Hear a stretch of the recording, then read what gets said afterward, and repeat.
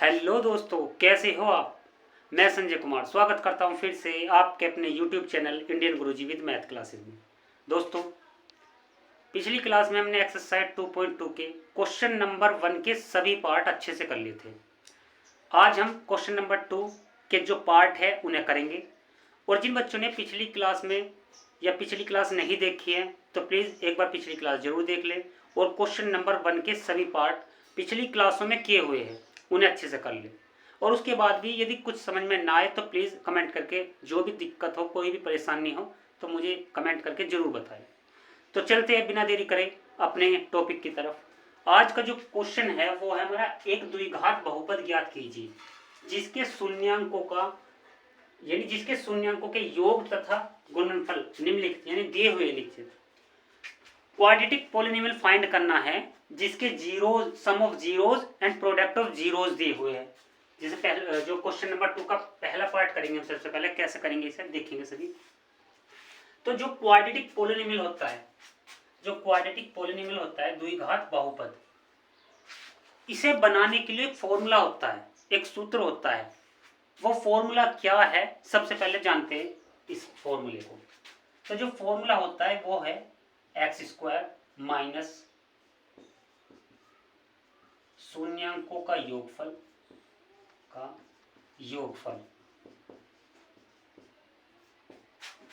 Into में x plus शून्यांकों का गुणनफल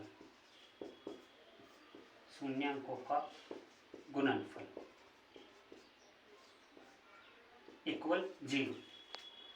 एक्स स्क्वायर माइनस शून्यांकों का योगफल यानी जो sum of zeros into x plus product of zeros equal 0।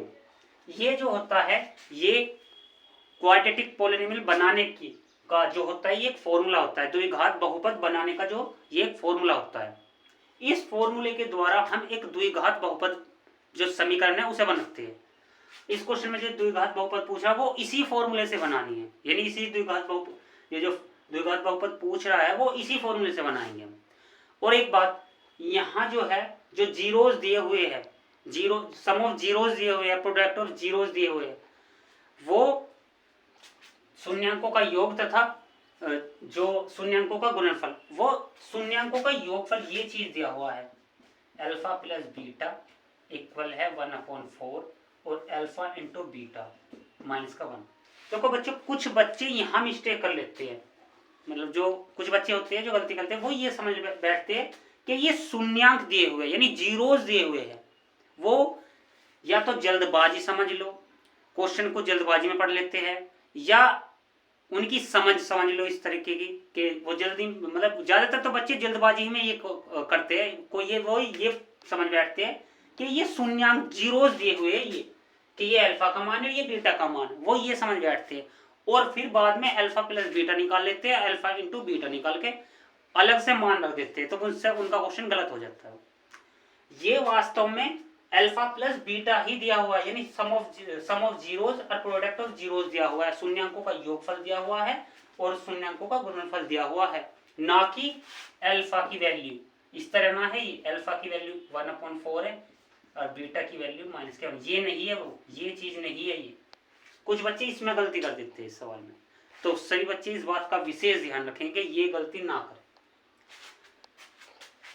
तो चलते हैं, शुरू करते हैं इस सवाल को। बहुत सबसे आसान क्वेश्चन है ये, सबसे इजी से इस चैप्टर का सबसे आसान क्वेश्चन है ये। कुछ नहीं करना, बिल्कुल जिस तरह फॉर्मूला लिखा हुआ है केवल वही मान यहाँ रखने हैं। जैसे इसे थोड़ा शॉर्ट में लिख लेते हैं, एक्स स्क्वायर शून्यांकों को योगफल को हम लिखते हैं अल्फा प्लस बीटा इंटू में एक्स प्लस शून्यांकों के गुणनफल को लिखते हैं alpha into beta equal 0। X square minus sum of zeros into x plus sum of product of zeros equal 0। ठीक है, ये इसका फॉर्मूला होता है। बिल्कुल इसमें मान रखने हैं और कुछ नहीं करना। जो ये वैल्यू दे रखी है यहाँ पुट कर दो, मतलब रख दो बस, और इसे सोल्व कर लो, बस सवाल खत्म हो जाएगा। इससे आसान इस एक्सरसाइज में, ये इस एक्सरसाइज क्या इस पूरे चैप्टर में इससे आसान सवाल नहीं है, समझते। एक्स स्क्वायर माइनस जैसा फॉर्मूला रखा बिल्कुल सेम टू सेम ऐसे रखते चलेंगे, अल्फा प्लस बीटा की वैल्यू कितनी है 1/4 1/4 इंटू में एक्स रखा हुआ है, यानी गुना में एक्स रख लिया, प्लस अल्फा इंटू बीटा की जो वैल्यू दे रखी माइनस के 1 -1 इक्वल 0। एक्स स्क्वायर सोल्व करेंगे इसे थोड़ा सा, एक्स की गुना 1 में करेंगे तो x/4 plus minus minus 1 equal 0। यहाँ भी छोड़ दोगे तो नंबर मिल जाएंगे, ऐसी बात नहीं नंबर नहीं मिलेंगे, यहाँ भी छोड़ दो। अगर कोई बच्चा थोड़ा सा इसे सोल्व करके थोड़ी कैलकुलेशन को थोड़ा और मतलब इसे सिंपल बना के कर दो, थोड़ा सा सोल्व हो सकता है। कैसे होगा? एलसीएम लेके इसके नीचे 1 मानेंगे, इसके नीचे 1 और सभी का एलसीएम लेके इस इक्वेशन को थोड़ा सोल्व कर लेंगे, यानी इस क्वाड्रेटिक पॉलिनोमियल को द्विघात बहुपद को थोड़ा सोल्व कर लेंगे। 4x² माइनस का x माइनस यहाँ 4 आ जाएगा, अपूर्ण में सबके नीचे 4 रहेगा क्योंकि तीनों का एलसीएम 4 आएगा, इक्वल में 0। ये 4 गया 0 की मल्टीप्लाई में, तो 4x² माइनस x माइनस के 4 इक्वल 0। यहाँ छोड़ देंगे, ये हमारा रियल आंसर है, असली आंसर ये है। यहाँ भी छोड़ दो कोई दिक्कत नहीं है, मैं फिर बता रहा हूँ। कुछ बच्चे यहाँ भी छोड़ देते हैं तो ऐसा नहीं है कि एग्जामिनर नंबर काट लेगा, नहीं, यहाँ भी नंबर दे देगा वो, ठीक। पर फिर भी मैं यही कहूँगा कि यहाँ तक करो, इसे थोड़ा सोल्व करके दिखाऊंगा। तो ये पहला क्वेश्चन, जो इसका क्वेश्चन का जो पहला पार्ट है वो इस तरीके का, ये का सभी के सभी जितने भी पार्ट है वो सभी इसी तरीके से करने हैं, इसमें कुछ अलग नहीं है, सभी के सभी पार्ट इसी तरीके से करने हैं। अब देख लेते हैं दूसरा पार्ट।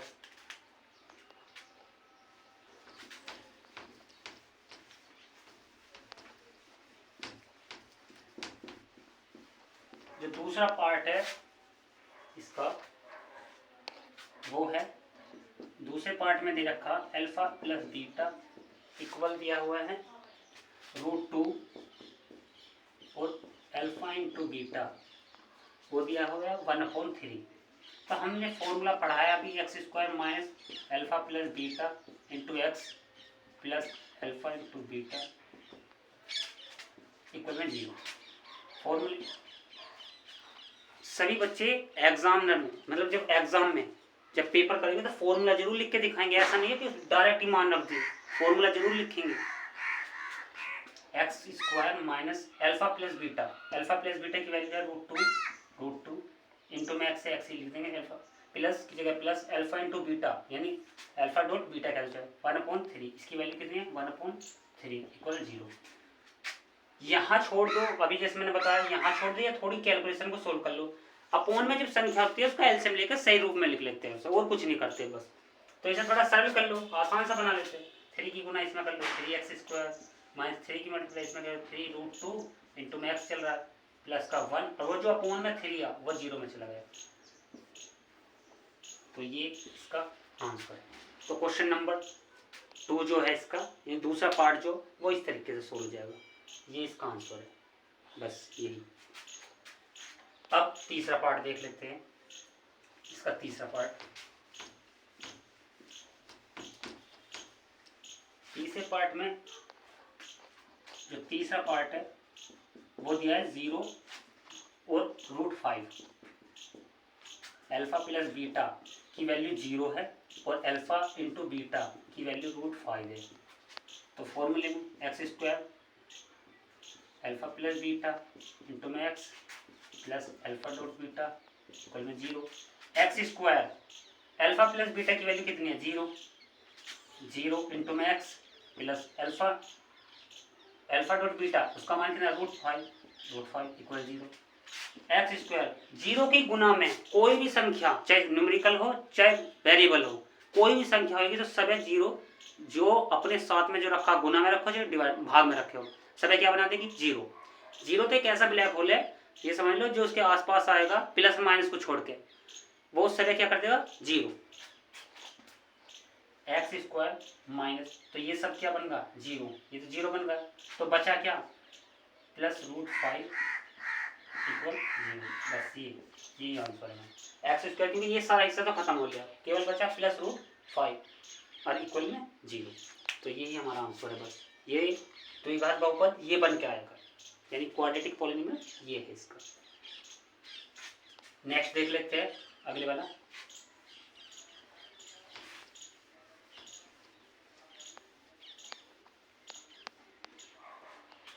जो फोर्थ पार्ट है इसका,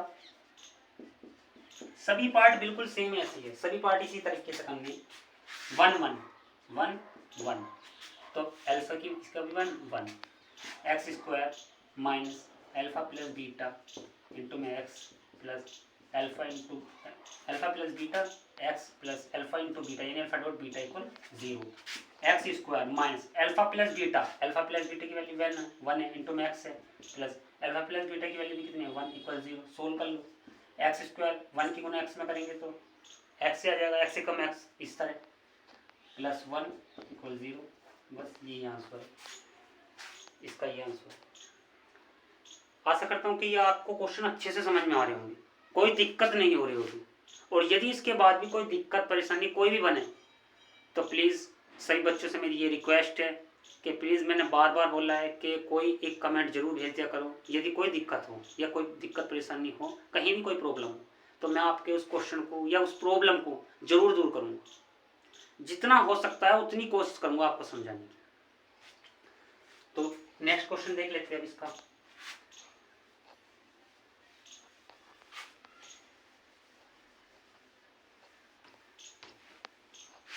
पांचों पार्ट जो है, पांचों पार्ट में दिया हुआ है 1/4 और अच्छा माइनस का 1/4 और प्लस का 1/4, तो अल्फा प्लस बीटा जो है सम ऑफ जीरो यानी शून्यांकों का योगफल माइनस के 1/4 है, माइनस के 1/4 है मतलब, और अल्फा डॉट बीटा वो है 1/4, वो प्लस का है, तो x square minus alpha plus beta into में x plus alpha dot beta equal 0, x square minus ये है माइनस का 1/4, ये ब्रैकेट इसलिए लगाया क्योंकि अल्फा सम ऑफ जीरोस जो है यानी शून्यांकों का योगफल जो है वो माइनस में है, इसलिए ये ब्रैकेट रखा है अभी। एक्स प्लस अल्फा डॉट जो बीटा है उसकी वैल्यू 1+4 है इक्वल 0, इसे सोल्व करेंगे तो minus minus plus sign change हो जाएंगे, 1/4 इंटू में एक्स है प्लस 1/4 इक्वल 0, एलसीएम लेंगे सभी का 4 आएगा, तो इस 4 की मल्टीप्लाई यहाँ भी होगी 4x स्क्वायर, एक्स की गुना जब 1 में करेंगे तो x से कम x आएगा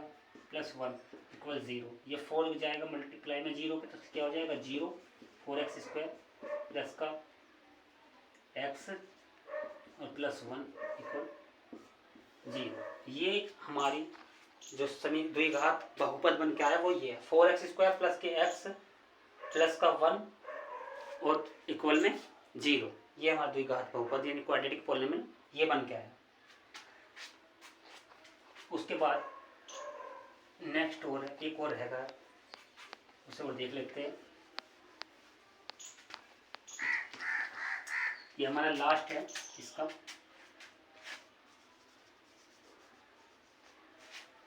सिक्स नंबर का है, वो है इसके जो 4 दिया हुआ है और 1 दिया हुआ है, तो अल्फा प्लस बीटा यानी सम ऑफ जीरोस शून्यांकों का योगफल दिया हुआ है 4 और प्रोडक्ट ऑफ जीरोस वो दिया हुआ है 1 यानी शून्यांकों का गुणनफल वो 1 है।